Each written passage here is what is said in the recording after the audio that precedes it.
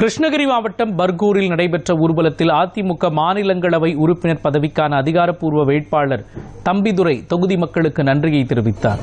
பர்கூர் பேருந்து நிலையம் அருகே உள்ள எம்ஜிஆர் சிலைக்கு மாலை அணிவித்து பேசிய தம்பிதுரை 2001 மற்றும் 2006 சட்டமன்ற உறுப்பினர், 2016 நாடாளுமன்ற துணை சபாநாயகர் பதவி போன்ற அவரது அரசியல் பணி குறித்து நினைவூட்டினார்.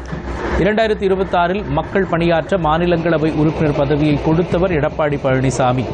அவருக்கும் தொகுதி மக்களுக்கும் நன்றியினை தெரிவித்துக் கொள்கிறேன் என்றும் கூறினார். மேலும் துணை முதலமைச்சர் உதயநிதி ஸ்டாலின் வருகை காரணமாக ஒரு எம்பி என்று கூட பாராமல் என்னுடைய காரை நிறுத்தினார்கள் என குற்றம் சாட்டினார்.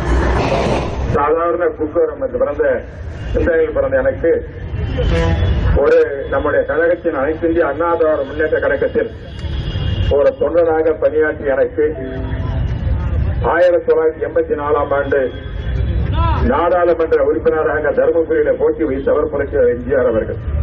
அவரை வணங்குகிறேன். அது மட்டுமல்லாமல் நாடாளுமன்ற துணை சபாநாயகர் என்ற பதவி சார்ந்த புரட்சித் தலைவர் எம்ஜிஆர் அவர்கள். இந்த ஊரிலே பிறந்தவர் நான். கிருஷ்ணகிரி மாவட்டம், அதற்கு புரட்சித் தலைவர் அம்மா அவர்கள் என் கரூரிலே போட்டி பெற வைத்து நாடாளுமன்றத்தில் வெற்றி பெற செய்து வாஜ்பாயினுடைய அரசிலே மத்திய அமைச்சராக ஆக்கியவர் புரட்சித் தலைவர் அம்மா அவர்கள். கிருஷ்ணகிரி மாவட்டத்தில் முதலில் மாபெரும் பதவி பெற்ற ராஜாஜி அவர்கள் மத்திய அமைச்சராக இருந்தார், முதலமைச்சராக இருந்தார். அதற்கு பிறகு இந்த மாவட்டத்தில் பிறந்த எனக்குத்தான் இந்த அனைத்து இந்திய அண்ணா உங்களால், தொண்டர்களால், புரட்சித் தலைவர் அம்மாவர்களால், புரட்சி எம்ஜிஆர் அவர்களால் மத்தியிலே ஒரு அமைச்சராக பணியாற்றுவதற்கு வாய்ப்பு கிடைத்த ஒரு சரித்திரத்தை கொடுத்தது நம்முடைய இந்த மன்னாகும்.